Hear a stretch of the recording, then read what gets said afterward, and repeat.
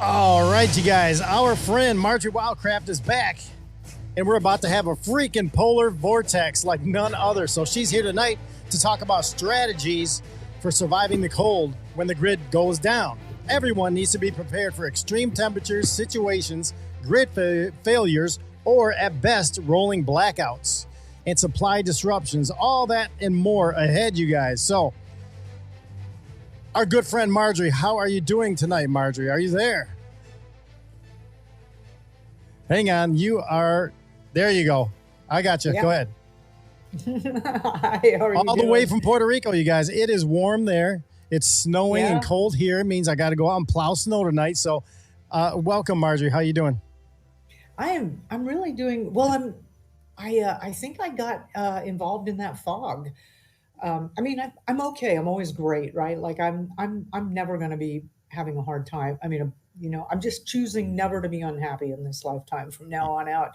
Yeah. But I saw that fog the other morning and I thought, oh, how pretty. And I thought, wow, that's kind of strange. It's, first of all, we never have that here.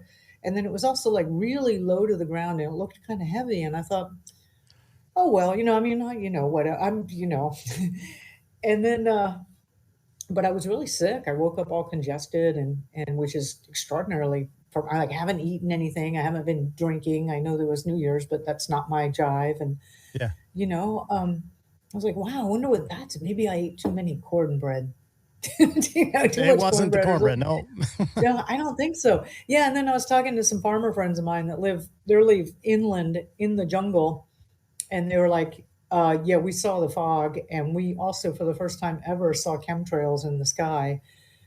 And I said, what fog? And then I'm like, oh, God, I start looking at the headlines and like, oh, that looks wicked. It's all over the United States and over the UK. And, everybody's saying weather modification for like to really make sure this polar vortex is friggin' freezing, right? I don't know. It sounds logical. Yeah. Well, I'm glad you brought up the fog and, say hi to Outcast. Outcast, hi to Miss Marjorie there. The fog stuff.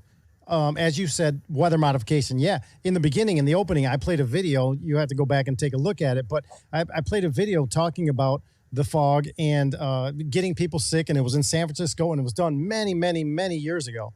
Alan Dulles. Remember that? Dulles Airport, Dulles, CIA, the Dulles brothers. He's one of them. Well, he was part of all that stuff where they were injecting stuff into this fog and they were spraying it in San Francisco. To see what would happen. Well, they got a bunch of people sick, and the doctors sort of figured it out. But of course, that was CIA, and nobody knew about it at the time. And until not till decades later did that stuff come out. All you guys got to do is look up stuff like Operation Sea Foam and Sea Mist, I believe, is one of them. There's so many of these things that we always talk about here on the show. But it's all part of weather modification, geoengineering, making us sick. Depopulation, all of it. It all goes in the same basket, Marjorie. And I'm glad you brought it up. I am going to play a video of some, I want to call it predictive programming. But I want to hear you guys' take on some more of this stuff. So, okay. Yeah, come on, Marjorie, bring some more and I'll get this video ready to go. Well, Outcast, first of all, I want to say I really appreciated that prayer at the start of it. And I'm going to be rerunning this video on my channel. So for everybody who's on Substack and YouTube with Marjorie Wildcraft, I want you to meet Jessi Jaymes and Outcast of the Dangerous Info podcast. And two awesome guys just really riffing on like what's really going on. So I come on once a month as a guest, and I just want to encourage you to go visit their podcast and hang out with them. Really good info and the real deal, the real deal, Well, thank you so much, Marjorie, and we're happy to be there in your spotlight. Thank you for inviting us there, and hi to everybody. And we're live here every Monday night. I'll put up on the screen live Monday night, 7 to 9 p.m. Eastern. So welcome all the new people that are going to see this. So we appreciate you guys so much. And thank you, Marjorie, for being a truth seeker like us. It's people like you that makes us just it's know that we're like part of a family and that we're not crazy. Just because the normies don't know anything that's going on, it can get to you sometimes. So having this type of extended family friend type thing that we have here, it means a lot. So the fact that you see us in the same light that we see you is really great. So appreciate those kind words. Yeah, no, thank you. I mean, this is really a time to pull together. And I heard the urgency in your opening, and I'm like, he's right. Like we've been seeing it ramp up and ramp up and ramp up, and but it's like we do not have much time left. Now, this polar thing is going to happen, and there's going to be all kinds of catastrophe around it, and things are going to get better. The grid's not going to be completely gone. But boy, this has really got to be a wake-up call to everybody. Like this is happening. Yeah. We're having major infrastructure. I love David Dubine's channel. I watch his stuff, but they're like major infrastructure all over the planet is either being destroyed through man-made stuff, or, like they got the HARP and all the other stuff, but also we're in these natural cycles where, which I like his viewpoint on that. Like those rains and stuff, they're just destroying bridges and volcanoes are going off. And I mean, it's like, we're really like, you need to be paying attention. Yeah. And, thank you for sending that video to me. Was that yesterday or this morning? I can't remember. You sent me some video. You texted to me and, I watched it. And David Devine, he's been on our show. Yeah. I know about, last year or something, he was on our show. We got to get him back. But he's Adapt 2030 or Mini Ice Age. So he's a good guy about all that stuff. That's his wheelhouse is what's going on here. And you're here tonight to talk about the polar vortex and all these things. And we're going to get into that and how people can prepare themselves. I mean, it's cold here right now, Marjorie. I mean, we wake up to single digits right now with a bunch of snow outside. So we're used to it. It just makes it a pain when the power goes out because then I got to run out here and and start up the generator and all that stuff. But, it's for some people who aren't prepared for these kind of things, they're just going to freeze during the night. Look at what happened in Texas a couple years ago in the springtime when that cold thing came down there and destroyed all the pipes. It's so we're trying to avoid that stuff is what we're saying, you guys. And we're trying to show you things. You guys are definitely prepared. And I love that write-up you sent earlier on your get home bag. Yeah. For when you're in the cold. And I'm like, whoa, this guy has been living in this and he has dialed it in. He's going to get home. Yeah. You want to riff on that just for a minute and then we'll get into, I think the biggest danger for a lot of people is they're living in houses or apartments or whatever, and they're just utterly dependent on that grid. I don't think they can imagine that grid being gone. And when it gets cold, it's going to be cold for a long time, like days and days, right? Yeah, because we're going to have power lines out. Mm-hmm. Trucks aren't going to be able to get where they get. Food's not. Everything's going to be clogged up. And it is going to come back to somewhat normal eventually. But man, we could be talking a week, 2 weeks, 3 weeks of some severe hardship, and cold can kill you. It can. Oh yeah, for sure. Yep. We. Listen, the more you know, it's all about mindset, right? Mindset is about 90% of all this stuff. Then you have what besides mindset, Marjorie? We have stuff and skills, right? Skills, and mindset. Oh, it's funny. I just did a video on that this morning, talking to people about look. Yeah, stuff will get you through a transition. Like we're in a transition right now, and stuff will help. But if you don't have skills and you don't have mindset, you're just as good as dead. Yeah. And stuff can get stolen. There's things that can happen to it. It gets used up. It's not a solution. Right. Skills definitely are better than stuff because you've got something that's valuable to trade that you can do, right? And if you have skills and stuff, you're in a really good position. But mindset, I hate to say the word trumps, but mindset is the number one most important thing. And as you two know, I've done a lot with wilderness survival. Yeah. And the number one determinant of whether somebody who goes out on that day hike and then they got lost, whether they come back or not. And there are a surprising amount of people who just die on day hikes. It's like, really? Yeah, but it's sure. Attitude. Yep. Mindset and attitude, Yeah. Well, before we get too far down this rabbit hole that we're going to get into, let's finish off with this fog thing. Outcast, do you want to add in on this fog? I know that we talked about it, and give us your thoughts on the fog that we've been seeing. Well, my first initial thought on the fog stuff was that because I have a cold right now, and technically I have a lot of the telltale earmarks of what people are experiencing from the fog, which would be, scratchy throat, lethargy, being very tired, coughing, all kinds of things. I think I have a Yeah. cold. I don't think I've been experiencing fog, but I could be, because we get chemtrails here constantly, and we've got, a lot of artificial weather. Another thing I was going to touch on in a second, but anyways, so there's that component of the fog. And I thought the fog was meant to make us sick, was meant to kickstart maybe pandemic 2.0 or something.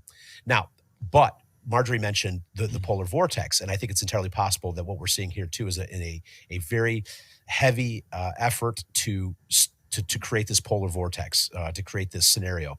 And where that weighs in with me was just the other day. I'm on a text thread with some gals that I'm friends with who think just like us, and they were commenting how they don't see snowflakes anymore. Not the typical beautiful snowflakes that we used to grow up looking at on our glove. When it snows right now, we get these pellets. They're little ice balls. Yeah. And I can't remember the last time I saw a beautiful snowflake. It was 1979, the last time I noticed one, probably. So the snow feels artificial. And let me just say this too. There's something dry going on. Like, it's not, winter's always dry, but this is extra dry. I cannot drink enough water and I still feel parched no matter what I do. Yeah. And other people are saying the same thing. There's something artificial in the atmosphere right now that's making things dry. The snow doesn't look real. We've got this fog that I think is probably Marjorie's kickstarting my brain into thinking that was what it was about. Maybe not about making us sick so much as it about affecting the weather. But regardless, I mean, we knew that these people weren't going to go quietly. And as they watch everybody reject them in the ballot box and other places, and their ratings, and they're all abandoning DEI, and they're abandoning all their other efforts through the marketing, through their stores at Target, everything else. They're on the run, but they're not the types to go, oh, you win, and I guess we got to readjust our thinking. No, they're gonna punish us on the way out. Yeah. And I want to say one last thing too. Jessi and I grew up in the North here. We're used to cold weather. We know what to expect. We know we have the right gear. But I will say this: when I think about being outside in the elements, like these people in Asheville who are still living in tents in a polar vortex, this is absolutely deadly, and Yep. we can't be surprised at the body count that could be affected in this. I mean, we're not flippant about it. I'm not sitting here going, oh, we're used to the cold weather, you should be too. No, if you're not used to this, I mean, it is brutal. And and like somebody made in the comments, Jack Pine or somebody, pray hard for these people in Asheville who are displaced in their homes, because they're not prepared for this whatsoever. I don't know how they're supposed to get through something like that. Yeah. So same thing. was that too much, you guys? I went on a tirade. I had a lot. No, that's No, good. it's good. It Yeah. fills in a lot of spots. It's good. We have the dry stuff here too, Outcast. I mean, I was drinking water the other day, just because my body was craving it. Like even right now, I can tell my body's craving water. I need it. My mouth feels dry. It's been like that, even though we've got so much snow. The humidity seems like it's way up as far as on our gauge, our meter. But I still can't get enough to drink. And that ice or that snow you're talking about, those crazy looking pellets, that's all chemical ice nucleation. It's all weather manipulation, right? That's been going on for decades. We already know this stuff. Okay, we're beyond all that stuff. So I'm hoping most of these people understand. Not the regular viewers. You guys understand what we're getting at, but there's new people that this always reaches, Marjorie. So for the new people, you got to do some more digging to make sure that to realize what we're talking about here.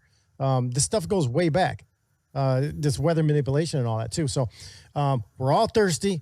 It's cold. And I'm going to be up all night tonight, Marjorie, because I got to go plow snow after this. So I'm not going to get any sleep until tomorrow evening, which is that's just the way I do. But my bag that you were talking about, it's in the truck. Outcast has one too. Most of our friends, we all have these get home bags. That's what we call them, because we're trying to get back home. Wherever we're at, we just want to get back home. And all the stuff that's in that bag that we've put together years ago and that we always update, we try to get, that's what that bag is there for. Emergency use situations. Get us back home to our home base where it's safe and we can do what we have to do, right? So that's where we're at on our preparations for the cold. Obviously, it's a little different in the summer because different stuff that you're going to need, but that's where we're at.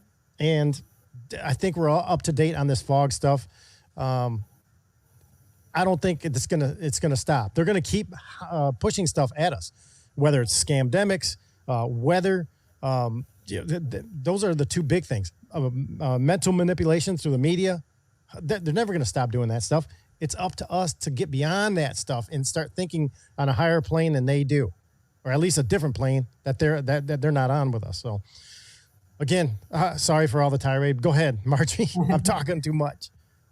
Well, I'll just go through some of my experience, and I've lived in the northern climates a few times. But one of the things that my daughter and I used to do every year would be we would go from Texas to Idaho in like late September for a big primitive skills gathering. And it would be pretty cold in Idaho for us. We're coming from 105 degree days, and maybe it cools off to like 90 at night kind of environment. And then we go to Idaho where it's, definitely below freezing. It's not too bad. I mean, maybe in the 20s, right? So in the grand scheme of things, that's not really cold, but compared to where we were coming from, it's drastic. And we flew in. So I had 2 duffel bags that we had under the plane, and we had our 2 little day packs. So we had like this really thin tent, super small sleeping bags. And I had to figure out how for both of us to keep warm in that kind of condition. And I learned a lot about the cold. And one thing I found out, which is my secret weapon, was my daughter. Like, little kids throw off a lot of heat. And so if you're finding yourself in the cold and you've got kids, make it the family bed that night or whatever nights you gotta deal with, because they really do throw off an incredible amount of heat. The other thing is, and I've seen you mention it before, keeping the head, putting a beanie on. I should get, maybe on the next break, I'll get my beanie out, and then one of those neck baklavas. And then the other thing is around your upper torso. Mm-hmm. We call it a kidney wrap, and you can take just like a long scarf and just wrap it around. And think of Kubla Khan or the Japanese. They've used this technique almost everywhere in the world that gets cold. And you want to keep your kidneys dark and snug and warm, and wrapping a scarf around it is the equivalent of wearing like a second jacket. And I have found that to be so immensely helpful. I mean, you think about those images you've seen of the Japanese. They have that thing around their, upper torso. Yeah. It really helps to keep warm. The other thing, when you're sleeping together in the bed, or when you're huddling together, you're not going to want to have, I mean, ideally, if somebody's got frostbite and and they're dying from thermite, then you need to be naked with them, because skin to skin contact is going to be the best. I'm going to tell you, for you being the healthy person, is going to be freezing. Yeah. Yeah. And we don't need to do that right now, but you do not want to have everybody all bulked up in their stuff. You want to be sharing as much body heat as possible, mm-hmm. And covering the feet, of course. And, if I'm talking about things are going to get, if this is like a really dire situation, right? And what are you going to do if you're an average person living in an apartment building and the power's out for, a couple of days, and it just gets colder and colder and colder, right? So another thing is, put up a tent inside your living room and get in that and hang out together in there, and attitude, the attitude with that, especially if you got kids, is like, we're not like, hey, kids, we're going to survive. We're going to all get in this. No, it's like, hey, kids, guess what? We're going to try camping in the living room. Isn't that going to be fun? So I got one right here. I didn't Hold on. That's a good one. I don't want to let that one get by. Did you hear that, Outcast? She's talking about putting up a tent in the living room or somewhere in a room. That's a very important, what was it called? Not a skill. It's a very important tactic to keep yourself warm, because think about if you lose your furnace, right? If the cold is gone, well, then the whole house you're trying to keep the whole house warm.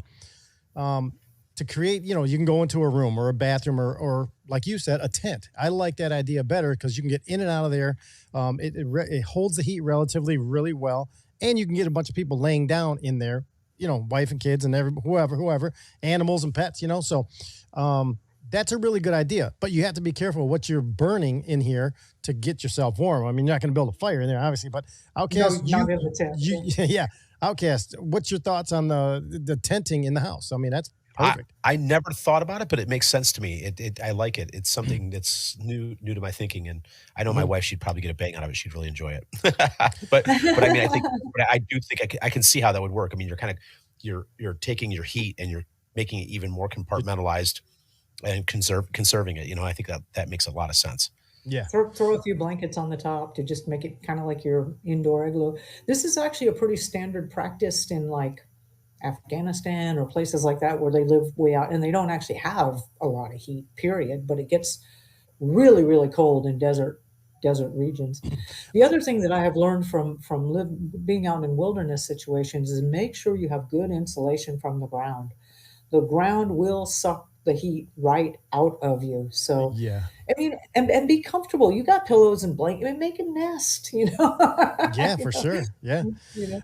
I, Yeah. talking about the ground sucking the heat from you. I've been in situations, Marjorie, where I've had to get underneath the truck 3 a.m. in a snowstorm to mess with some plow lines or a jacked up transmission or something, and I've had to lay on that ground. Think about that, you guys. There's nobody else around. It's freaky. It's like you're a cowboy out there in the Wild West, and if you don't have the proper tools or hoses or repair stuff in your truck, well, you're sitting there until daylight or until somebody happens to drive by and you can flag them down. Usually, it's another plow driver or a police.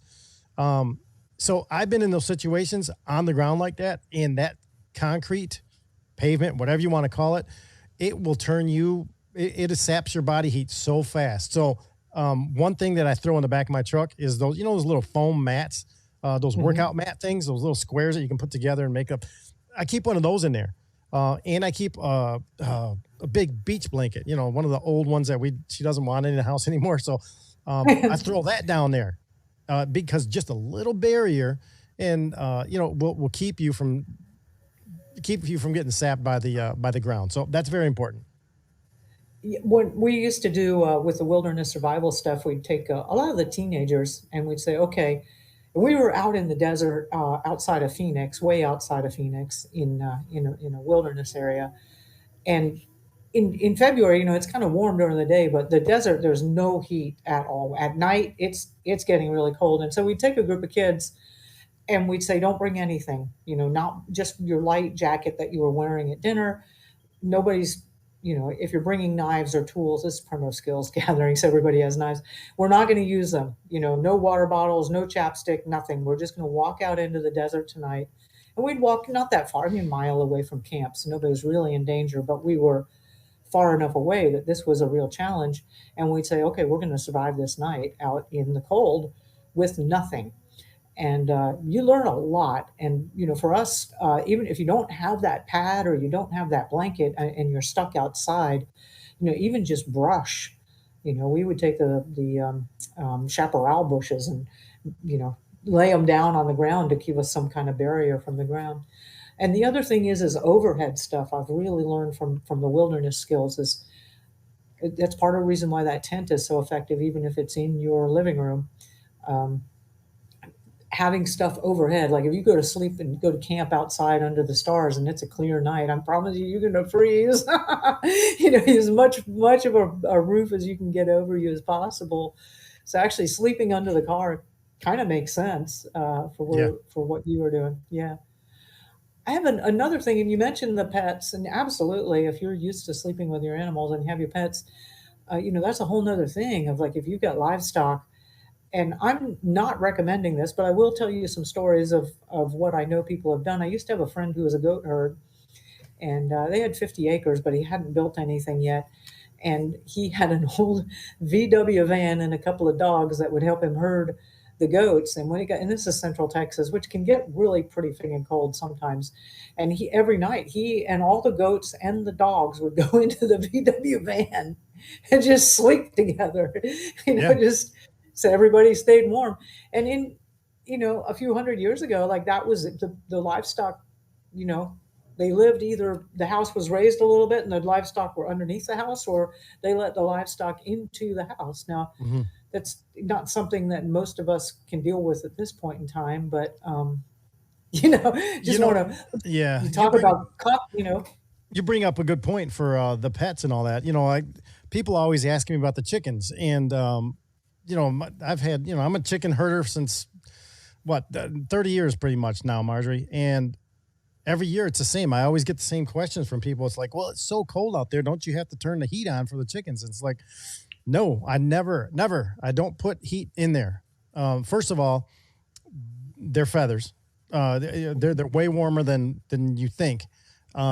Also, it's the wind. If there's a blockade, now you guys can figure this out walking around town or whatever. You go by, in next to a building, a big wall, that wind goes away, and you have a nice little warm microclimate right there. It might not be warm, but the wind's not hitting you. Well, the wind is the biggest thing that takes these animals out. So if they have something that they can get away from, get out of direct wind, like the chicken coop, they're fine in there. I check on them every night in the dark time or just before dark, before, I close them up, and they're all in their spots, and they're all together, and they're doing fine. They're doing great. You can tell when there's a cold one, because that cold one is not going to be with them, or they're going to be out somewhere. They didn't get in at time, and they get all, you see birds out, just wild birds do it too. They'll bring one leg up, and they get all puffy, and, you can tell when they're cold. So if I do find one, which is very rarely, out somewhere because it didn't get in, I'll pick it up and toss it in there, and it's fine.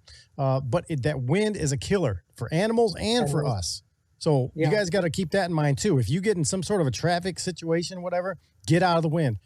Even if you have to go down in a ditch, behind a building, behind a big truck, something, behind a big tree, some rocks, some shrubbery, that will extend, your mindset. Get behind something that blocks that wind.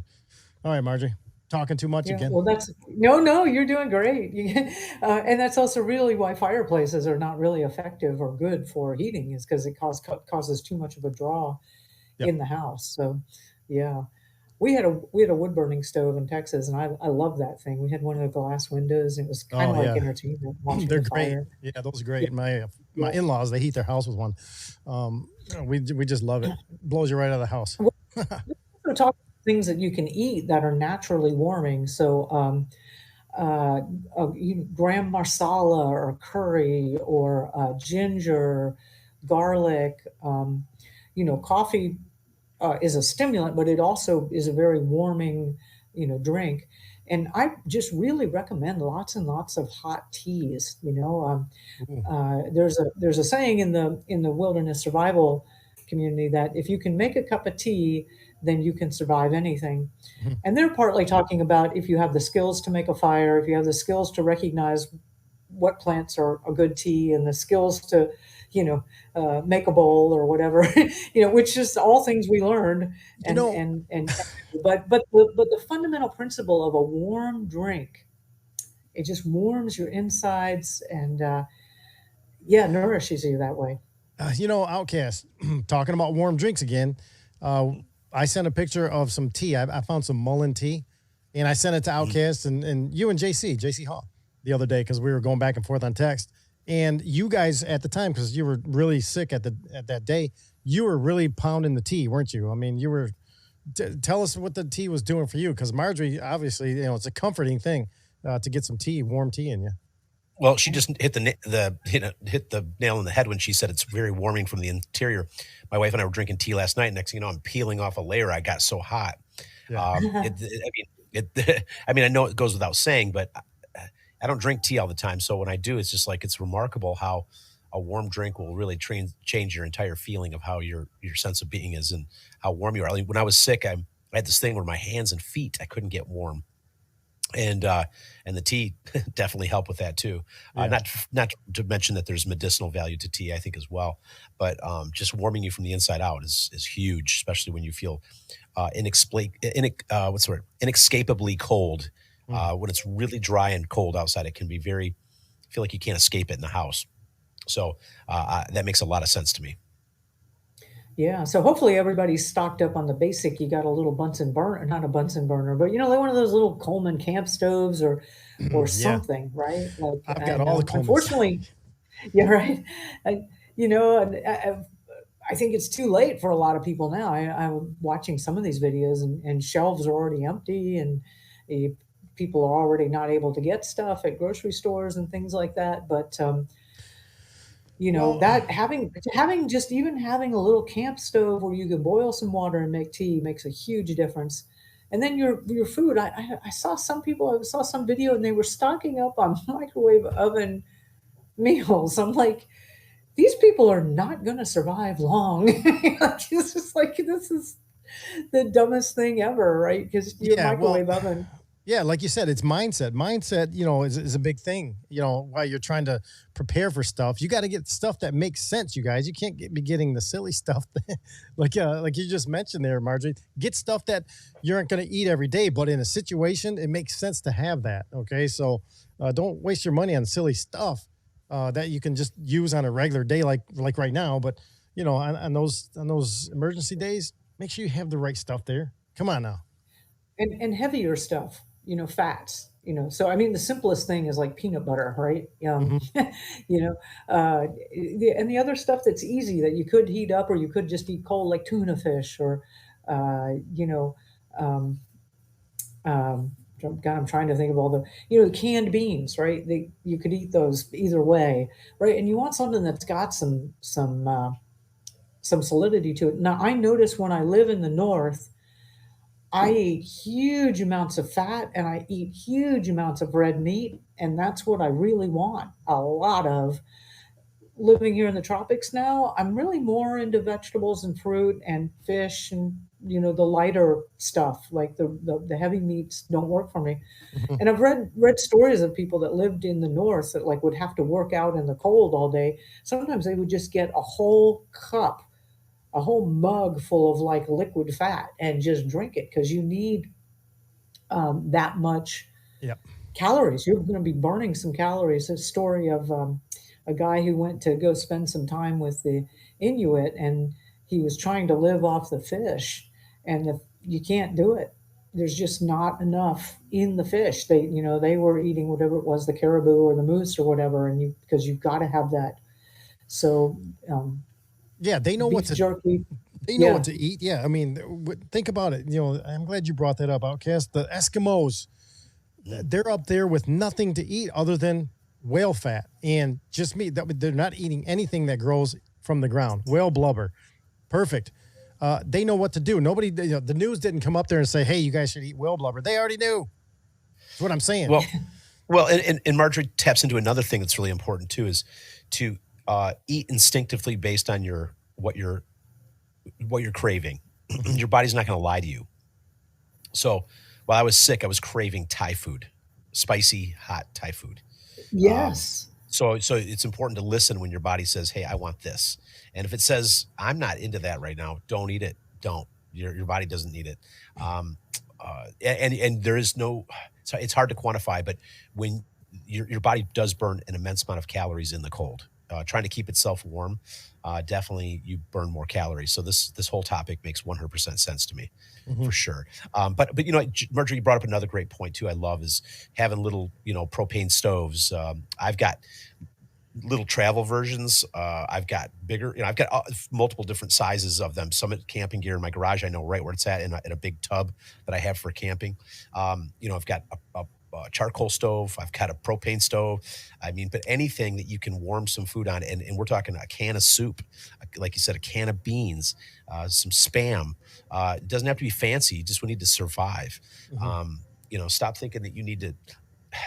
Well, and here's another thing. I got to say this for the record too, because I live with a sweet tooth woman.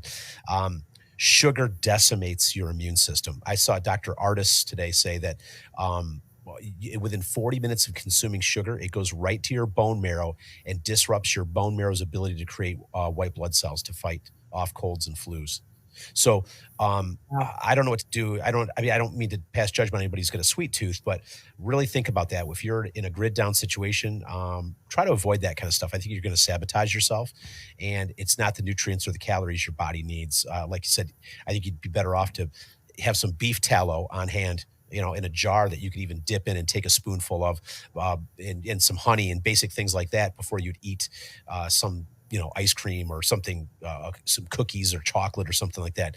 Be very careful. I think, anyways, you should be very careful of those sugars. It not only does the white blood cell count affect your ability to fight off a cold and a flu, but it's also those white blood cells are cancer fighters. So you're also leaving yourself susceptible to other diseases as well. I don't know if that's relevant to the conversation, but this is just thinking out loud of everything we're discussing. No, it is. I agree. Yeah, I like it. I met a.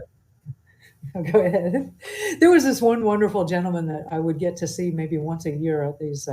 He would show up at the Idaho Primitive Skills Gathering, and he lived somewhere in the Yukon or something like that. Is so far north, I don't even know. But he lived way out in the wilderness most of the time in Canada, like really severe cold stuff. And he was telling a story of how normally insects never bothered him. He was not the kind of person that ever got bothered by mosquitoes or anything, and he was coming into civilization for something or another, and he's waiting for the bus at, how when you're in these way rural areas, the bus schedules are never never what you think they are, and often you're waiting around for hours. And he goes into this little this little wayside place, and he gets like a thing of tea, and he puts some sugar in it, and he's I'm out of the woods now, I'm going to do this. And he said it was astonishing within minutes how he started to be bothered by insects. Like he could tell when he had, and I've noticed that when I'm at different picnics or different things, like I generally eat pretty clean. I definitely love my sweets from time to time, but I'm not the kind of person that gets bothered a lot by insects. And I look at other people that eat a lot, and I'm like, yeah, they're swatting and spraying their whatever, doing their thing. So, it definitely and good advice. That's a matter of your body being acidic or alkaline, too. Mm-hmm. Yeah. All right. If you can switch it over to alkaline, I think I'm not a doctor, but I think it's probably preferable to being acidic. And acidic is going to be a sugar-based diet, and alkaline is going to be a plant-based diet. Not entirely plant-based, of course, but having enough greens, wheatgrass, and that kind of stuff in your system. And that's and then you're going to behave differently in the sun. Even when you do get sun, you're not going to burn as easily because your body is going to behave like a plant. It's going to feed off the sun if you go alkaline. So just thinking out loud. Sorry, throwing that mix. I wanted to riff on one thing, which is not necessarily totally where we're at here, but Dr. Weston Price was a dentist. He was actually the president of the equivalent of the American Dental Association back in like the 1930s. He was a specialist on infection and disease in the mouth. And he started to ask the question of, instead of why am I trying to figure out more and more about disease, why don't we look at who are the healthy people, and why are they healthy and and other people not? And at that time, it was very, very well known that primitive people eating primitive diets did not have dental problems. And he lived at a time and had the resources where he could travel. I think he traveled to like 13 different groups of humans that were still living by their traditional ways. And the book is called Nutrition and Physical Degeneration, and it is a complete gold mine. But like any good research, it's incredibly boring. But one of the real gems that I got, and I've read it several times, was he was with the Inuit, and he's describing scurvy to them. And he says, do the Indians here ever get scurvy? Because that's a lack of vitamin C. And when they have a diet that's just mostly blubber and meat, you're like, how do they get their vitamin C? And he managed to get into the good graces with the tribal doctor type guy, which in itself was a feat, but he worked his way in, and the guy goes, no, we don't ever get that. And he said, well, could you? And he said, oh yeah, we could. And he says, what do you do to not get it? And he said, well, that little tiny gland on top of the kidneys, which is the adrenal gland. Mm-hmm. He says, we take that and we cut that up into as many pieces as there are Indians, and we give everybody, and it's just a little tiny thing. And sure enough, it turns out, eventually modern science figures out the adrenal gland is loaded with vitamin C. You talking about the adrenal gland from the whale? From whatever animals they were eating, the seals or the whales, or almost all of it. Okay, most of them, yeah, it makes sense. The adrenal gland, Outcast. The adrenal. That's where it comes from. That's where it comes from. Gosh, no. Yeah, the adrenal glands, right? And for sure. That's where it all comes from. Wow. Yeah. Okay. So now the harvest Why the Well, I harvestorians? want to get back. I have my show and tell thing. So people don't have these much anymore, but Those this are is an old awesome. timey Old water school water bottles. Yeah. bladder. Yes, I love those. Heat fill that thing up with hot water and put it by your feet or put it by your belly. Or, when I was in Colorado, I used to go to sleep with one of these all the time, and it was wonderful. If you have a sick kitten, even when it's not freezing to death, Hmm. you just put that little kitten, but wrap that thing up in a towel, of course, and then it's just those medicine bottles are just so useful. So if you don't have some in your prep, and then of course you can use them for enemas and for women for the vaginal flushes and things. So just infinitely useful little device.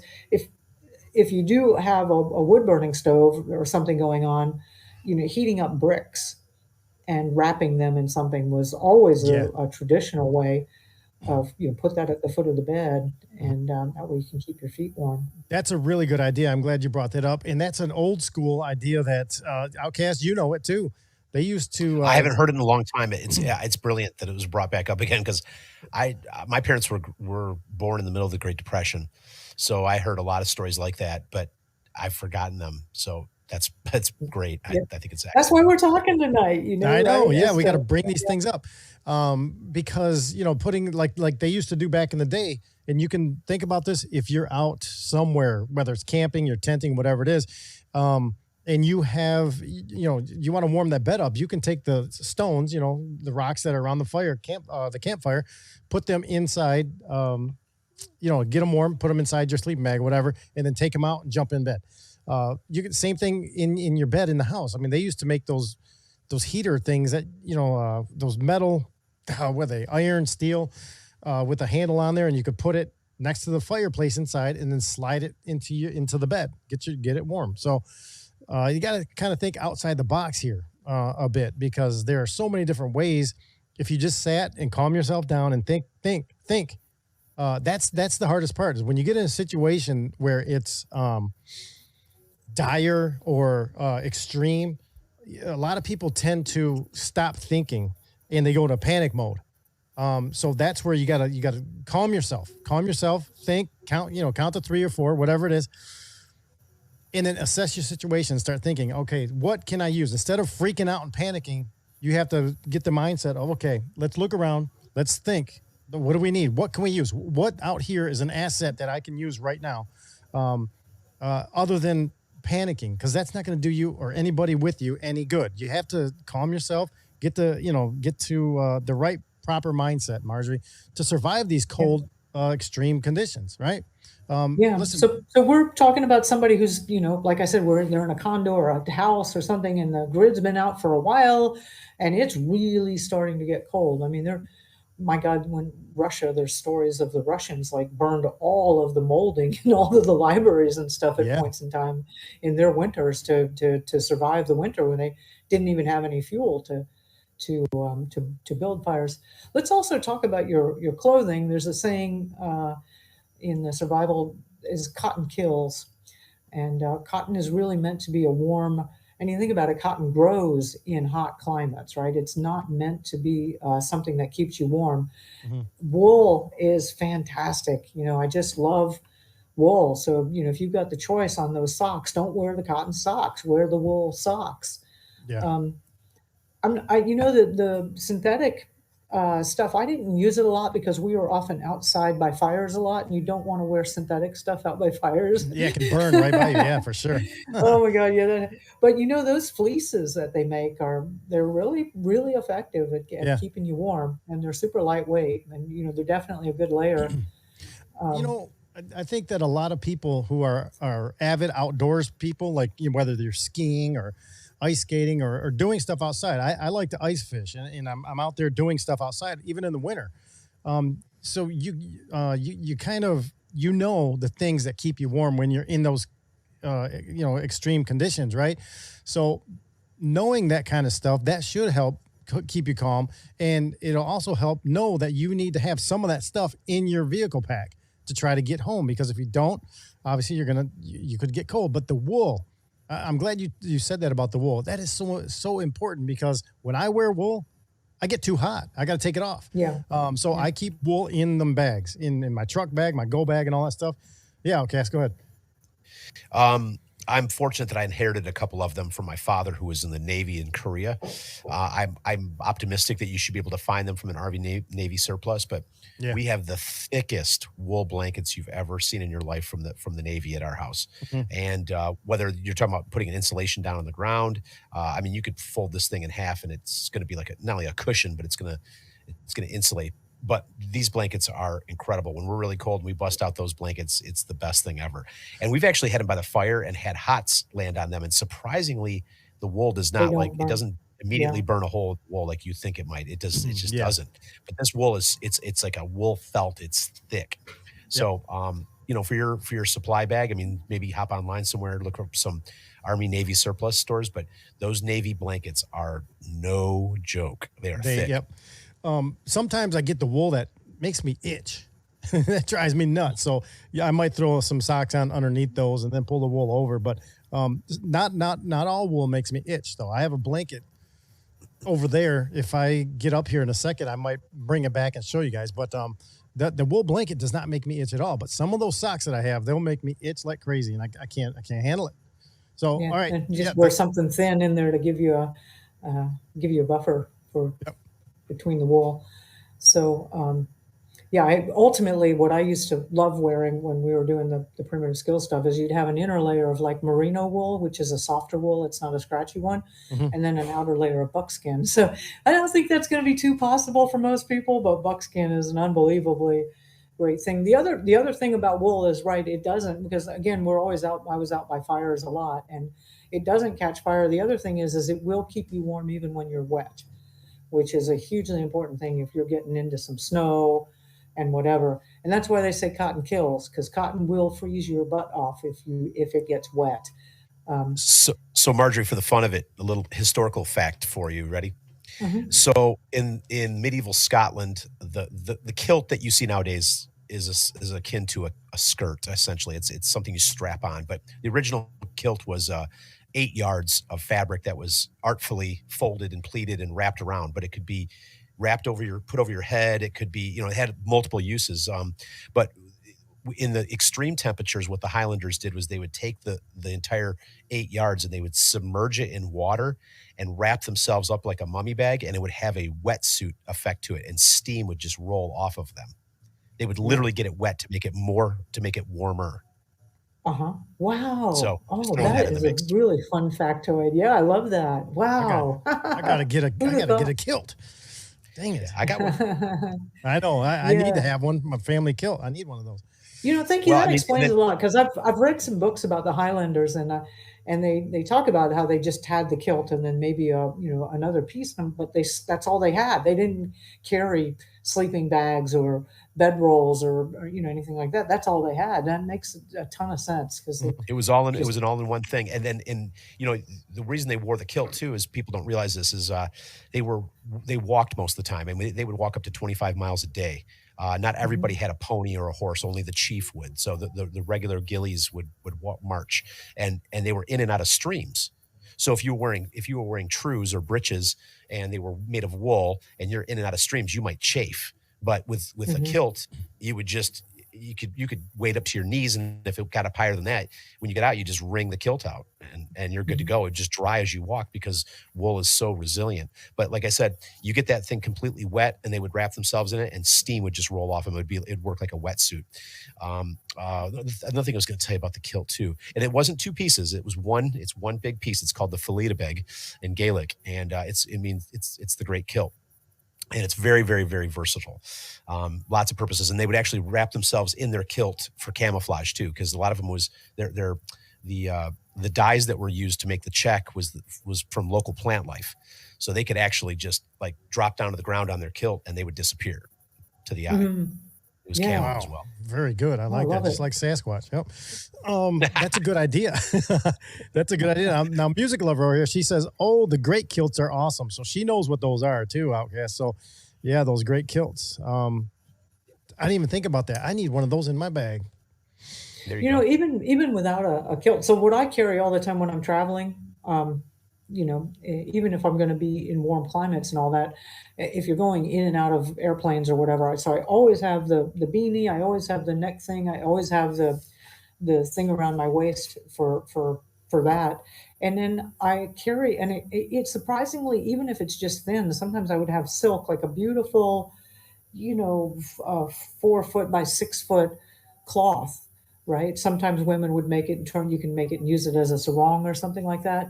What astonished me about that was how, and I often got silk, I really like that kind of rough hewn silk, was how warm just that one thin layer could make me in, the craziest places. Airplanes can be incredibly cold or wherever. So, um, I don't, it wasn't quite a wool kilt, but I totally get the concept of how a cloth like that can just be so useful to have in Yeah. your bag. And it's a part of my, my travel kit is always to have one. So, Yeah. super useful. Yeah. I like it. Well, man, do you have any more on your list of preparing for the cold, Marjorie, or what? What, if not, we can get into some more polar vortex stuff, some more weather stuff if you want. Well, Where are you at? I was gonna mention some communications gear. Ooh, Um, I have found we lived through the backdrop complex fires in Texas, and then of course I've lived through a lot of hurricanes, both here and in Florida. And I gotta say, having information, it's almost as valuable as food, honestly. yeah, Because if you don't know what's going on and you're worried about it, and or if you don't even know what time it is, I mean, that can really mess with your mind. But even if it's just an AM radio and you can listen to something, or better yet, like a CB, or if you're a ham, a ham thing, or but having or even, an FM radio. Uh, there's a lot of those hand crank ones that are available or USB chargeable, but having, and especially if you can do two-way, that's wonderful. And of course, maybe your phone will work, maybe it won't. Um, but communications, or some way to have some sense of what's going on in the outside world, yeah. I have found so reassuring, even if the information is wrong, which it often is. But just kind of knowing what's going on is super important. Yeah, and that's brings up a good point, Marjorie, because like you said, you have to know you need information. Okay, in certain situations, you got to have information. You can also take those communication skills or the equipment for morale. If you're sitting around with in a spot, you can get depressed, right? I mean, you can get your mind can wander and you can get into a bad place, and you don't want that. So it is very important to have something like that. Now I have multiple different radios in my bag or in my pouch that I carry with me every day. There's always a ham radio on me too, right? So my everyday carry stuff is pretty vast. Yeah, let me see But if I can but find something here for for you. Yeah. morale, Outcast, think about this. For morale, even if you have an old transistor radio with the little dial on it with a little 9-volt battery, which I have, an old one from the 60s, still works great, you guys. Um, Turn that on, you will get some FM or some AM information. There's some really good Yeah. information on AM, and you know what? I love that old school sound. Every now and then, like that radio right now that I'm talking about, that little handheld one, it's in my shop. When I'm working on stuff over there, and I have my Coleman lantern going, or I have the fireplace going over there, the wood stove, I'll crank that thing on just to listen to that old school sound, that crackle while the announcer is talking. You can, yeah. I just there's something about that gives me all the warm and fuzzies, right? So Yeah. that it's a morale booster too, not just learning information, picking up I information, was but I was morale. looking on my desk here for I recently just purchased this thing, and it's going to sound terrible. It's a Love Pod, LOVE pod. Love pod. And yeah, or it's a Love Pod. And what it is a little portable Wi-Fi device, and it operates off of satellites, and it also operates off of the 4G network, and especially the 4G emergency bands. With If there's any cellular bands that are going to be left that work, the emergency services bands will be always, if there's any of them possibly up, those will be up. And plus you got the satellite stuff. And I've got one of those and I'm testing out and using. The other cool thing about it is if someone else not too far away, I think like within whatever, a mile or so, you can create a mesh network with your neighbors with these love pods. Yeah. And I said, why do you guys call them love pods? I mean, this is kind of sounding a little kinky here, like, this is like for survival gear. And they're like, no, we just wanted to spread more love in the world. That's all. I'm like, okay, I get that. I'm totally good with that. But it was made by an indigenous tribe, I think in Minnesota or something, like on the reservation. There's just not much internet available. And so they created these devices basically for use among the tribes, and it's becoming so useful and popular among preppers. It's a thing. So the device is $200. I think it's like $48 a month for the data service. But living here in Puerto Rico, we're all up on that. We're all up on the preparedness stuff. I always want to have a couple of options. Yeah, you guys, your power is always going out down there and stuff. I mean, the infrastructure is not that strong. It never has been really, but you get by, and that stuff makes you resilient, right? Makes you more prepped up and more resilient for things to happen. So, kind of like the Amish, they already know what's going on, and they don't get sick because they don't have TVs. It's crazy. Yeah, there's a lot of things they don't do that keeps them healthy. Yeah, for sure. The Yes. kids play in the dirt. They eat real food. Yeah. Yeah. I think some other things you might want. We will get to the polar vortex because that's interesting. But some activities and something to be lighthearted and make it fun. Especially if you have kids or children or adults that are behaving like children, and we all have some of those in our family. Hmm. Trying to come, even just a deck of cards or checkers, or just having something to keep everybody occupied, because a little bit of lighting also helps. There's nothing like the power being out and having to get. I think I did a video about. I talked to you guys about this on like getting ready to prepare. Like right now, I'm operating on battery lights because this house at night, the guys, it's a solar. The whole house is off grid, but his Yeah. battery bank is shot. So every night this house goes off grid. So I've just adapted, and I just have battery operated lights everywhere, and this computer's on my backup battery system. Um, but it's an emotional shock for some people to not have the lights on. Like it really freaks them out. So, Yeah. but and not having any light at all would be even worse. You know So, what? Yeah, you brought up a good point here with lighting. Think about this for lighting, you guys. Candles, old school candles. I've oh got yeah, so many candles. Look right up above my head. You see, though, there's two candles right there. But I have candle packs all around me here. I have emergency candle packs here in the house in all these shops. So just in case. And I also have lanterns. I'm a big Coleman guy, old school Coleman guy. Look, Marjorie, I've got Coleman camp stoves, 2 burner, 3 burner. I have the lanterns. I rebuild them. That's what I'm saying. They're American uh-huh. made. I've got a bunch of them, and I love it. And they're fun, and they will last a lifetime. I've got my two oldest ones are from 1951 and 1952, and they run great on the white gas, the white fuel. So options. What I'm saying. We do have some of the brand new battery operated ones with the little solar panel on the top. You just put it in the window, and when it picks up the light and it charges the battery all the time. So when you have a outage, just go push the button on that little lantern and carry it around. So you have to have options, candles, landscape lights with the same thing. With the Well, little, that's they the just come that's on the at night. least expensive. That's the cheapest way to get a bunch of lighting is just go to Yeah. Home Depot. They're Yep. like $1 a piece. And Perfect. some of them are great. Some of them break in like immediately, but some of them really last a long time. So you Yep. might want to play with that. Yeah, I'm growing up in Florida, hurricane lamps. And you were reminding me, I ought to buy a couple of more. They were always fun to play with when I was a kid. Yep. They have that glass chimney, and Yeah. the oil lasts forever. I mean, you can just store that oil a couple of bottles of that under the sink, Yeah. and I yeah, like it. they yeah, Dollar, Miss Melody, she brought up another good one here on Rumble. She says Dollar Tree has some mason jar type tea light lanterns. Yeah, those are great too. Just drop some of those little tea lights into a mason jar and hold it. See how long you can hold it before you burn your hands. but it'll give you light. It'll give you some light there too. Yeah, it's Steph Me. She says they will also raise the temps a few degrees in a room. Actually, that's what I was going to bring up for inside the tent. Is some candles. But listen, you got to be smart. Don't knock the candle over and set the whole place on fire, right? You have to, before you do that stuff, have the right thing. Inside a mason jar works great. The bigger mason jars, put a little tea light candle in there.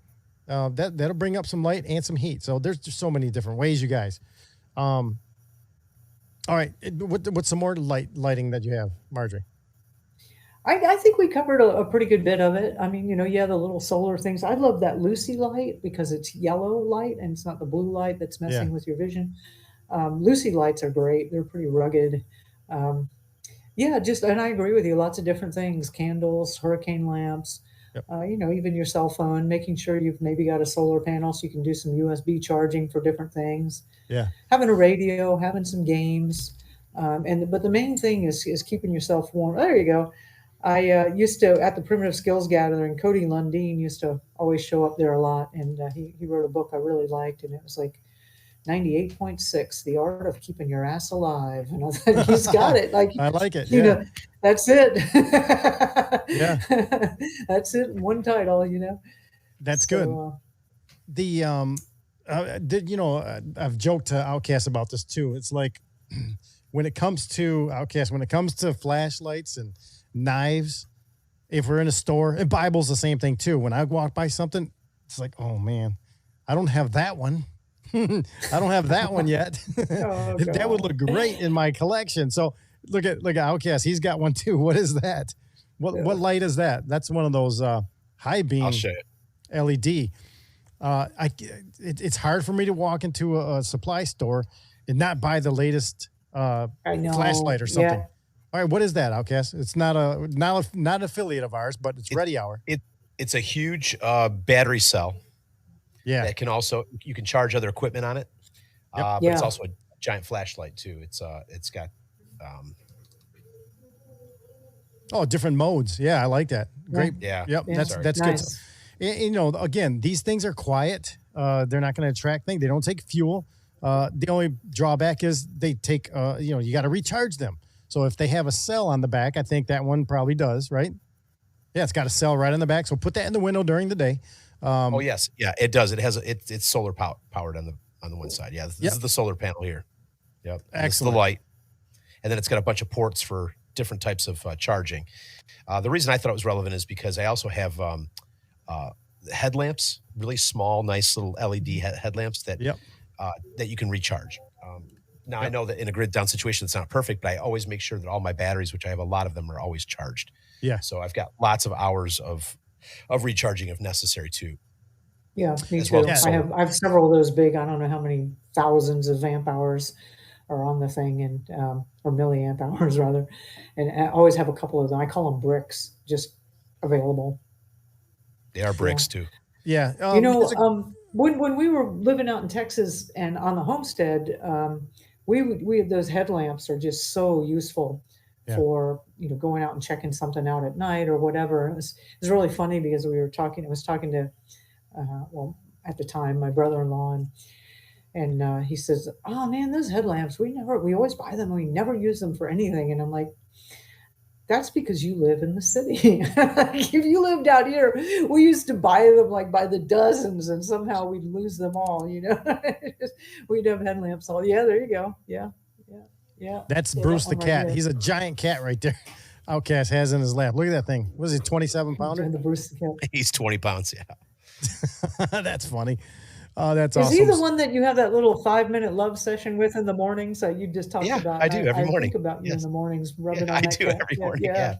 Crazy. He looks forward to it. I get up, he runs right up on the perch and he just waits for me. And I'm like, I brush him out and I tell him I love him and tell him that he's an amazing creature of God and he purrs.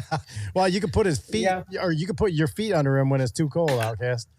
Yeah. Well, that sleep with Bruce. You're going to be totally warm there. You don't need a water bottle. Did you? Yeah, perfect. What did you have a headlamp you put up there? Yeah, I've got this Petzl, which I've been really liking. These guys are pretty good quality and last a long time. Okay.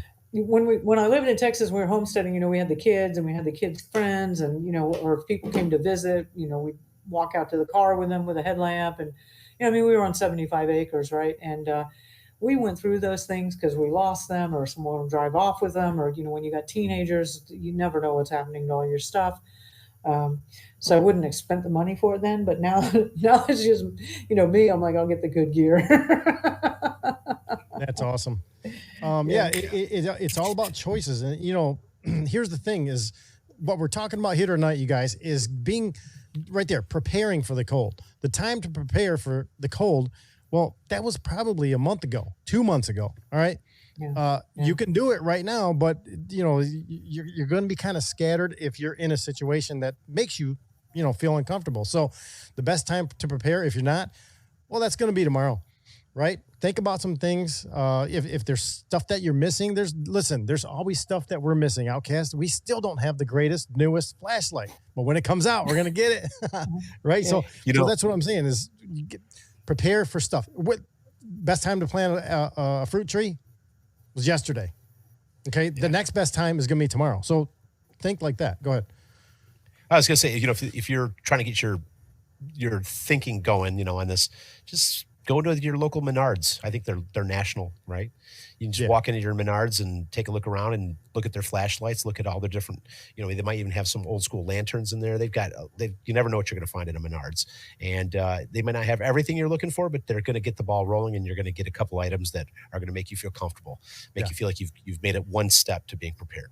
Yeah. Right. I like it. Yeah. Good idea. So some basic food, water, maybe water purification, just be prepared for a good week or two. And how do you say that?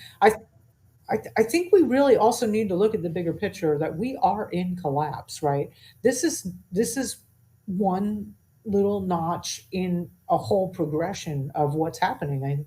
Hurricane Helene, there's all kinds of destruction happening all over the planet. And some of Lahaina, some of that was whatever, directed energy weapons. The 1 million acres in Texas burnt up. That's a whole nother conversation. But we're in this process. It is happening. You really need to be prepared, and it's happening faster and faster. And we're going to get to a point where you can't prepare anymore, right? We're going to get into where the dollar is worth absolutely nothing. Who knows when the BRICS nations are going to just pull the plug, right? Which they totally have Operation the Sandman capability to do. Yep. Yeah. Outcast, I saw you had your hands up. I think you were going to say something about in response to something Marjorie brought up. Yeah, just water. I'm just presenting the simplest thing that you can do to give yourself a little peace, so you can continue to think and make other steps. But there's a product out there. I'm sure a lot of our listeners know about it already. But if you don't, it's called a Life Straw. Get online, look for them. Go to Amazon, or if you want, you could go to your local Army Navy surplus store. They cost about $16 a piece. Go buy one for each of your vehicles. Make sure that you've got a couple in the house. But it's essentially a water filter that if in a grid down situation you had to go to a mud puddle and suck some water out from hydration, it would clean that water and give you drinking water. Life Straw.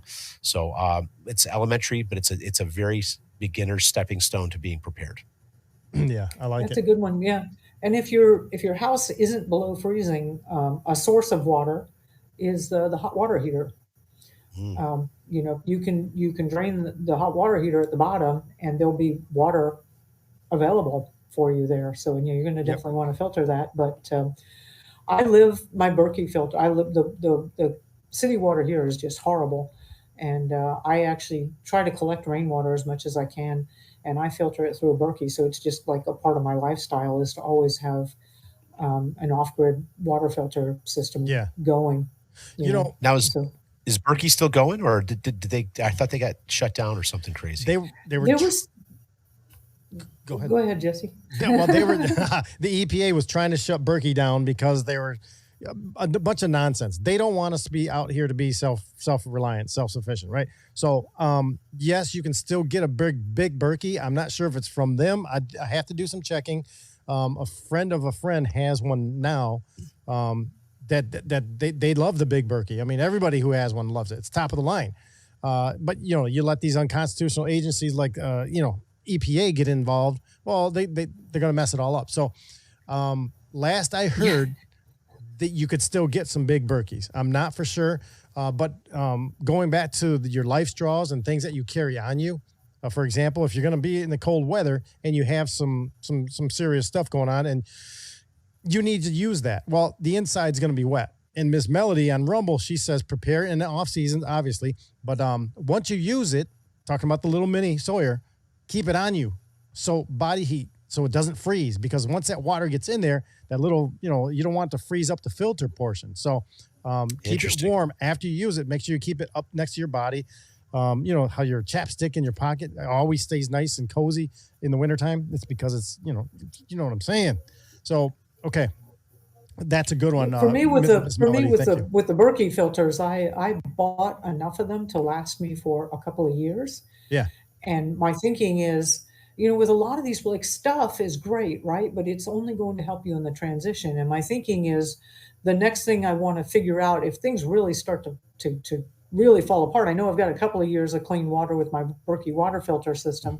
Yeah. And then after that, I've got ebooks where I'm figuring out how do you do the 55-gallon drum full of, sand and biochar and whatever, making your own filtration system. So I can help you with that. I bought some time, right? Yeah, I would love to get help with that. But I've bought myself some time by having the filtering system now, which is what all your stuff is. It's going to help your transition be a little bit easier. It's not going to make you get through this whole thing, because we're talking about like a decade at least. I mean, this is a mess. This thing is collapsing. The entire food supply, the banking system, the educational system, the medical system, our governments, everything is collapsing. We're in that process, right? And this is just another little step down. So you have to hold that larger perspective and say, okay, well, the really good news is we're having this little stumbling block. It'll give me a chance to see how prepared I am and how resilient I am, right? It's actually a really wonderful, like when the lights go out here or when something happens here, I'm like, this is a great opportunity, because I know things are going to come back. They're going to come back. It's not going to be that bad yet. Yeah, there's going to be a time when it doesn't, So basically we just need the proper stuff and the know-how, the mindset to get us through that, right? And if you have the right people around you that you've made relationships with, that's going to help too. So I think we started this conversation and we got all this far talking about the fog there in the beginning, right? I want to play this video so we can watch this video because, again, I think about predictive programming. I think Walking Dead had a lot to do with predictive programming too, because of all the stuff that they showed people how to handle the situation when society collapses. You take the whole zombie stuff out of that TV show. The first 3 episodes or first 3 seasons were the best. I don't watch it anymore, but looking back on it, and while I was watching it, I was like, wait a second, they're showing us all these ways to survive and what to look out for, what to do, all these little cool gadgets, how to make this and that when you need to sleep. It actually was very educated. I thought it was unbelievably creative to go into a prison. Okay, so I think that was a bit of predictive programming. They do it all the time. They've been doing it for decades. 2007, there's a movie that came out called The Mist. All right. Ooh, you think about the fog that we just went through, and there's The Mist. Jack Pine Savage, he says, he just watched The Walking Dead yesterday, and they were filtering water. See? Yeah, exactly. So let's see if we have some predictive programming back in 2007. Don't know. Let's see what you guys think. For the audio listeners out there in podcast later, there's a lot in here that there's very little words. But the imagery in this is really, it's crazy. It's a situation that we can all find ourselves in probably at some point. Check this out. This is The Mist, 2007.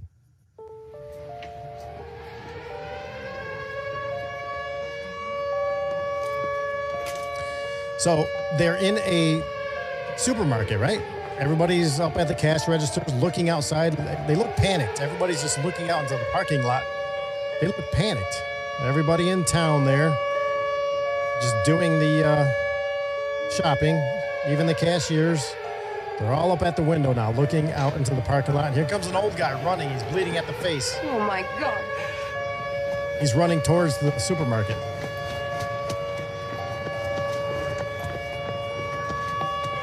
Something in the mist! Something in the mist took John Lee! Man, catch your breath. Something in the mist took John Lee. And I could hear him screaming. Shut the doors! Shut the doors, Micah! Daddy, I'm scared. Can we go home? Don't go out there. There's something in the mist. It took John Lee. Screw that. I'm getting to my car. Mister, no! So, tough guy, he's going to go out there and get in his car. So he's running out to the parking lot. And you can see the mist is just rolling in really fast. Looks like fog, right? It does, yeah. He's fumbling around with his keys trying to get into his wagon there. His El Everybody's Camino. watching. He disappeared in the fog. He's gone. He gone.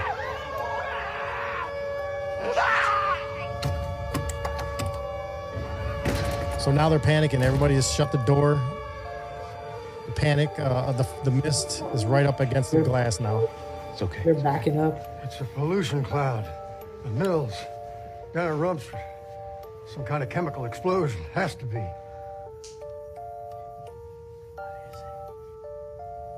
What's going on? It's death. Right there at the end, she says it's death, and something hits the window. So yeah. Ironically, I've watched that movie, by the way, and ironically, it has Lori and Dale from The Walking Dead in it. So, just for the fun of it, did they get these actors signed on for these psyop movies, these predictive programming movies? Because what are the chances you got two of the main actors from The Walking Dead in this movie about the fog? Yeah, I'm just throwing that out there. Yeah. Listen, it's there's no coincidences, are there? No. Marjorie, did you ever see that movie, The Mist?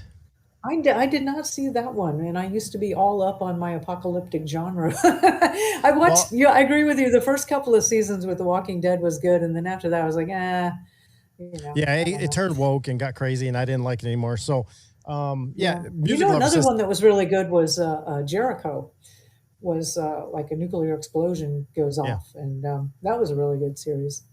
Yeah, so it makes me think about this predictive programming. Are they putting all these shows out there to show us, hey, this is what we're doing? That takes the guilt off of them, but this is what we're doing, and this could happen in this show. And here are some good ways to think about preparing for these kind of things. I think some of that is predictive programming that they do and put out, and luckily for me, this fog thing is really, really, that is really freaky. The fog thing, and I can't say for certain that there's a direct correlation, but I never get this kind of scratchy throat. Just what you were talking about in the earlier, tired, itchy eyes, scratchy throat, achy. It's just.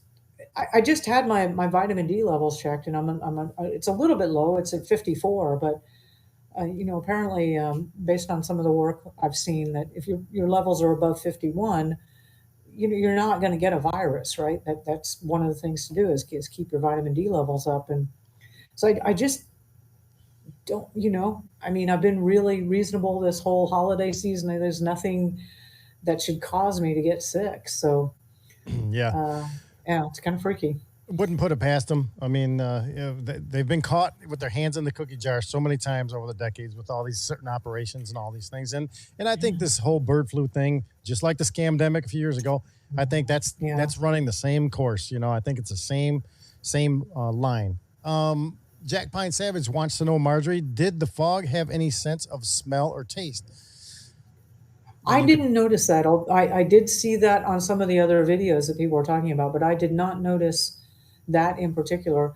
And I am up on the top of a ridge, and we get a lot of a breeze here, and I do from time to time smell different things because I'm kind of on the south side of town where, the guys here that operate, tractors or bulldozers, or they're fixing things. I mean, it's that sort of the end of town versus the north end is where all the surfers and all the fancy hotels and things are. So there is a little more of a little bit of, and people here work from home a lot. Like there's a lot of industrial stuff going on at home. And I do smell that from time to time, but I did not notice that with this fog. Okay. Yeah, every now and then we kind of figure stuff out, or we smell stuff with rain, or see funny ice things in the Lake Michigan, and a lot of, again, chemical ice nucleation. You can look that up.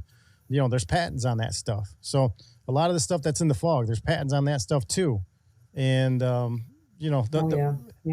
can we do though? I mean, what can we do? If we're out in it, we can sit in our rooms. It's still going to come in the house. I mean, I guess we can, fortify our bodies to a point where, it can take that stuff on internally. What else are we going to do other than do some praying too, Outcast? Yep. That what can we do is a whole even bigger conversation, and not some younger men that are young men tend to be a little more aggressive. They're like, I'm ready to take a bullet. Yeah. But I just don't know what I could do that would have the kind of impact to stop this. I just don't know what to do, but I want to do something. And so there's this, this fog, like that's, or even chemtrails or the food supply. I mean, the whole thing is like so structured against us, and more people are starting to realize it. And when they wake up, especially these people who've woke up and they realize now that they have cancer from what they thought was a vaccine, and they may not realize that there's actually things that you can do about that. And if you have nothing left to live, you're a pretty dangerous person. Yeah. I don't know. When are we going to organize? That's what I want to know. Well, I feel like we're organizing. We've been doing organizing over all these years. I mean, we talk about what we do on the shows. We talk about, we transfer ideas back and forth to each other. We learn from each other in how to, I always say, if you can camp with the family for some days and some nights off grid where there's no power, you already know what to do. Yeah. That's a big enough skill set right there. If you go, Friday, Saturday, Sunday, and you go up north and you go camping or whatever with the kids, basically that's what you need to know. That's your basic level introduction to prepping. Being prepared, right, for emergencies. We do have to survive this, and that's always been what I've worked on, is because people just don't think about the long-term consequences of food. Yeah. And it's not the sexiest part of prepping, Right. Like if I had been selling backup food supply or guns or weight loss pills or something like that, I'd be a lot wealthier. I tell you what, though, Marjorie and Outcast, you can attest to this. We've been doing this for so long on this show. You've been visiting with us. We have a whole decade. A decade. We have a whole library of episodes with you on the show that we talked about all these things. So if anybody out there wants to go back in our archives, they're all still there. Just scroll back. The audio, the podcast, that's where it all started. There's a lot of really good information there. You should download them all. There's so much in there. Just scroll back to our stuff and look for Marjorie's name on all those. She's there once a month. So and we've gone over everything. Like you said, we've done episodes on firearms and protecting the home, and food storage, building growing things, growing stuff, home medicine, medicines. I mean, all these things. So, I think we have a pretty comprehensive outlook, and we set up a lot of different episodes for this. So, if there's a way that you guys can just sort of go back and look at these things, take notes, it would help put your preps together in that way, because we've done a lot together here on the show, and I really. And I'm glad for that. And I'm happy for that. We're all learning from each other, right? Yeah. Well, I've always felt that we have some of us that are on the side for humanity, heart, God, righteousness, consciousness, awareness. And we are truly living in a godless time. It's just astonishing to me how people are just seem so unaware that what they're doing is wrong. There's so many distractions out there to keep people from thinking about real stuff. I mean, look at what time's the game on? What time's the game on? There's so much of that going on. That drove me nuts. and I was the biggest football fan my whole life. I don't care anymore about this stuff. Oh, I don't know. Do I sound like a downer, you guys? Sorry. No. All right. Sound like a realist. Yeah. Well, we're life itself is, to me, this is so exciting because I really do. We're going to win this, of course, right? But Yeah. we're going to go through some incredibly tumultuous times and tremendous change. And there need to be enough of us that are strong that make it through this, because we're going to get to rebuild the whole thing from the ground up.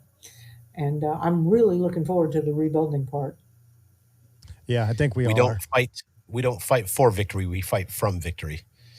Boom. That's one of my favorite ones, Outcast. Once I understood that, I had you say it a few times, and it's like, wow, profound. That's really good. I'm going to use that. I'll credit you. I didn't make it up. It's you could go for it though. I did Yes. not. I can't take full credit for that. Yeah. That totally is. That's totally my come from. Like, we've talked about this before. There is law. There's a law that what you do and what you give out comes back to you, right? And I fully believe in reincarnation. And if it doesn't come back in this lifetime, it will come back to you. Like, you cannot escape those consequences. So why do that? Like, why, whatever that bad thing is, just don't do it. Well, if they were winning, would they have to kill and poison everybody from every direction? No. Yeah. But that's the behavior of desperation. That's not the behavior of confidence. Yeah, I like that. It's smart. Yeah. Because they're the ones playing from a defensive position, right? From defeat. They're playing from that position of defeat. They're trying to get back into, I don't know, is it revenge? What do you want to call it, Outcast? I mean, we're talking about biblical stuff here. Well, on the biblical level, yeah, it's revenge, because if they can't go to heaven, if they've chosen a side, then they're going to try to bring as many people to hell with them as possible. That's one way of looking at it. Yeah. The other part of it is if they hate humanity, and if they were, I mean, just to think of the sheer terror that they'd have to be in, to think that they have to go scorched earth and kill everybody, possibly even themselves in the process, tells you that that's absolute desperation. That's not confidence. That's right. That's because they know that we outnumber them 100 to 1. We there's far more of us than there are them. And they have money on their side. They have power and influence. They have the media. But when those things start to fail and people aren't paying attention anymore, I mean, how many people do you know that watch the news? I don't know hardly anybody who watches the news. Even if you're a total normie, they're not even watching the news. All these channels, their ratings are in the toilet. Hollywood's in the toilet. Nobody's watching their movies. Everything's their whole apparatus is falling apart. That's why they're pressing so hard into AI and trying to enslave people through computer chips and everything else, is because they've lost their main modus operandi for control. The wizardry of Hollywood used to enthrall us to the point that we stopped thinking. But now we're fed up and unsatisfied because what they're saying is gaslighting us, and it's unsatisfactory to us. So everybody says, "No, I'm done. I'm not going to watch this anymore." And think about even the cult of celebrity. How many people don't care about these celebrities anymore? I mean, it used to be back in the 80s, we were growing up, people would drool over Julia Roberts and all these types of people and go, "Ooh, wow, they're so talented," and nobody cares anymore. I mean, these people could walk down the street on fire, and I don't think anybody'd put them out. Nobody would care. Yep. Or very few, I should say. Fewer and fewer care. So I don't know, just think it out loud. Really well said. Really well said. Because and so many of us are learning what they had. Literally, they sold their soul to get those positions. And literally. Yeah. Yeah. They talk about it. Wow, that's crazy. Oh boy. Well, Marjorie, this has been another great episode with you, and I can't tell you how excited we are for people to hear it. New people, new audience to get this. We're running live tonight on Facebook. I put Facebook on there today just to try to reach a whole new crowd, because on Facebook, that's kind of where a lot of the normies live out there. But a lot of my friends that are there that wanted me to put this out there. I'm glad that I see that you're in here, and I appreciate you guys for being out there and helping that. But with the help of you, Marjorie, and your crew, I think we're going to be able to reach a new audience tonight. So I appreciate you for helping us with that too. We could Substack and YouTube and Facebook and Rumble, but it's all different, So I know you're on some of those channels, Brighteon. Oh yeah, we're And on we'll those. get that out there. You guys have a really fun podcast, and it's good. I really like that. I don't necessarily agree with everything you say, but I definitely love the conversation. Yes, yep, yeah, for sure. No, and that's the thing though, Marjorie. We don't have to agree, but I tell you what, we get along with enough ideas, enough parallel things that makes sense. So that little bit. See, we're civil is what I'm saying. We can get along. We can do this, and that's how we have to be with our neighbors at some point. Yeah, yeah. So okay, go ahead. Sorry, Marjorie. I was just going to say it's just been really fun, and I guess we're about to wrap up. But I want to hear what Outcast has to say. Yeah, I do too. That's why I was going to send it over to him. We have a few more stories we have to hit tonight, local stuff around here. But Outcast, any messages for our friend Marjorie tonight? Marjorie, as always, thank you so much for your willingness to share your knowledge and your insights with your fellow men and womankind out here. People are hungry for knowledge. People love the fact that you love them. They know that you love them because you're so willing to share everything. There are people out there who will gather information, knowledge, supplies, everything, and hoard it to themselves. They're thinking that they're going to preserve themselves for the future. But what future would it be without each other? And you are the epitome of that. You look at everybody as the collective, and you want everybody to succeed at the same time. It goes from your, making farming techniques for your household to seem attainable to just the things we discussed tonight. So we thank you for your spirit. We thank you for your knowledge. And we thank you for your willingness to always come on without hesitation. God bless you, sister. We really appreciate you. Oh, thank you so much, Outcast. All right, we'll catch you guys next month. It'll be good. I'm sure we'll have some more. There's nothing else. It's always exciting on this for reality we live in. Oh my God. Can't wait. We'll be in touch. I'll send you some stuff, this show, whatever we have to do. We'll talk tomorrow on the other side. And, again, great for having you. Great to see you again. And we'll see you next month. Stay safe, stay dangerous, and, stay keeping on, Marjorie. All right. We'll talk to you soon. All right. Good night. We'll see you. All right, bye. Bye. All right, Outcast. Another good outing there with our friend Marjorie. There's a lot of fun there. A lot of stuff that people needed to hear. Especially preparing for the cold and that cold polar vortex that they love to bring and put on us. Right. I think that's going to get a lot of people. I did too. In the next couple of weeks. They are not prepared for this in the South. They just are not. Right. They get a little bit of snow and ice in Louisville, and I mean the roads are shut down. And then you add this, which is like a big snowstorm on them. They are not prepared. Their infrastructure is not prepared for it. Nothing. So I'm not saying I'm not predicting doom and gloom for them. I just can't imagine that it's got to be a little bit stressful for them, is what I'm saying. And shows like this make it a little less stressful to know that people are thinking. And you don't, just because something's out of the ordinary for your local town or your local weather doesn't mean that it's the end of the world. Right. Just take a deep breath, center yourself on the God, the creator. And God does not want us to function on fear. Fear does not produce anything fruitful when you're trying to survive. I say that boldly, but I'm not stressed right now. I mean, when I'm stressed, when things aren't going the way I think it should go around my house, trust me, I get nervous too. But that's what this show's about. It's about discussing them in advance so that we're a little less stressed when it comes along. I like it. Just thinking out loud. Yep, I like it. Today, Justin Trudeau Castro resigned. All right. So I don't know if it was, who knows why.